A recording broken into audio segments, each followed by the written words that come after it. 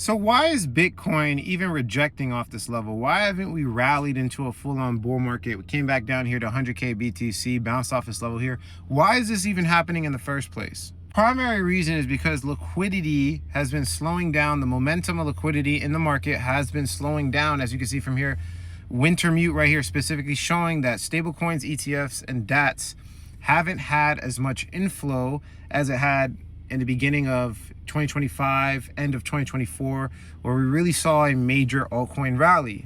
As you can see right here, ETFs and DATs are basically tokenized debt structures and things like that, have grown from 180 billion to 560 billion since early 2024, but momentum has slowed.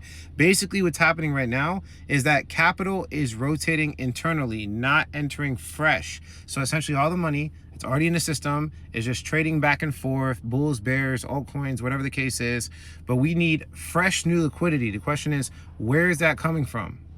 The reason that will be important and why we'll get price appreciation on Bitcoin is the minute that happens, it will signal the move to the next act, the Market Infrastructure Act. And why that matters to everybody in this room is we will finally determine, is Bitcoin a commodity or a security? And when that is determined and regulated, Katie bar the doors, $1 trillion will come and index that asset. Let's all hope that happens while we're all alive here. Not only will it happen while we're alive, it's probably going to happen at the end of this month. This is Brian Armstrong, the creator of Coinbase, the founder of Coinbase. Now, the reason why this is specific is because Coinbase is the only publicly traded company in America right now, besides USDC, which they are really close, by the way. So they were the first. Now there's USDC. They're both like pretty much business partners at this point. And we have him saying that hopefully it's out by the end of Thanksgiving. Look, we're 90% there. Both sides are working hard to figure out the final 10%.